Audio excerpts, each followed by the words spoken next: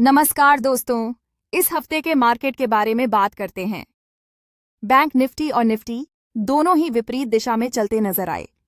शुरुआत में काफी पॉजिटिव न्यूज थी, जैसे आरबीआई ने भारतीय सरकार को 2.7 लाख करोड़ रुपए का डिविडेंड दिया। इसके अलावा ट्रंप ने यूरोपीय वस्तुओं पर 50% टैरिफ को जुलाई तक स्थगित कर दिया। क्या आपको लगता है कि इन खबरों ने भारतीय बाजार को बढ़ावा दिया था? हाँ, बिल्कुल। इन पॉजिटिव न्यूज के बाद बाजार ने सोमवार को अच्छा प्रदर्शन किया और 25,000 के ऊपर बंद हुआ। लेकिन मंगलवार को बाजार नहीं टिक पाया। इसमें क्या वजह थी? क्या यह सिर्फ सेंसेक्स और बीसी के मंथली एक्सपायरी का असर था? हाँ, प्रॉफिट बुकिंग की वजह से खासकर आईटी और फाइनेंशियल स्टॉक्स में गिरावट आई और बुधवार को निफ्टी ने फिर से नेगेटिव नोट पर क्लोज किया, जबकि बैंक निफ्टी सकारात्मक था। क्या आपको लगता है कि यह बैंक निफ्टी का प्रदर्शन मजबूत संकेत दे रहा था? बिल्कुल। बैंक निफ्टी के ऊपर चढ़ने से यह संकेत मिलता है कि निवेशक इस क्षेत्र में भरोसा रखते हैं, खासकर जब उम्मीद जताई जा रही है कि आरबीआई अगले सप्ताह ब्याज दरों में कटौती कर सकता है। वैसे, आपको लगता है कि यह बढ़ती हुई ग्लोबल नकारात्मकता भारतीय बाजार को प्रभावित कर सकती है?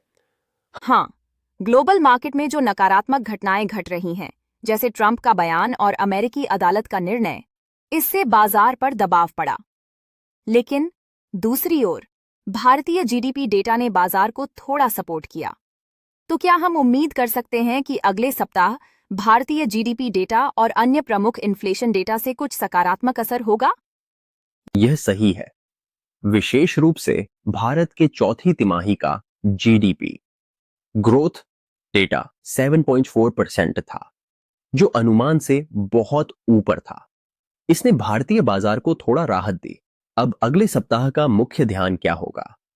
अगला सप्ताह कुछ प्रमुख डेटा पर केंद्रित रहेगा, जैसे भारत का मैन्युफैक्चरिंग पीएमआई, यूरोप और अमेरिका के उपभोक्ता इन्फ्लेशन डेटा और आरबीआई की मौद्रिक नीति बैठक। अगर आरबीआई ब्याज दरों में कटौती करता है, तो यह बैंक निफ्टी के लिए सकारात्मक होगा, है ना? बिल्कुल। अगर आरबीआई ने दरों में 25 बेसिस पॉइंट्स की कटौती की, तो यह भारतीय बैंकिंग स्टॉक्स के लिए अच्छा संकेत होगा। अगर ऐसा नहीं हुआ, तो यह नकारात्मक हो सकता है। वैसे, इस हफ्ते ओपेक प्लस देशों की मीटिंग भी है, जो क्रूड ऑयल की प्रोडक्शन बढ़ाने पर विचार करेंगे। क्या इससे ग्लोबल बाजार पर असर पड़ेगा?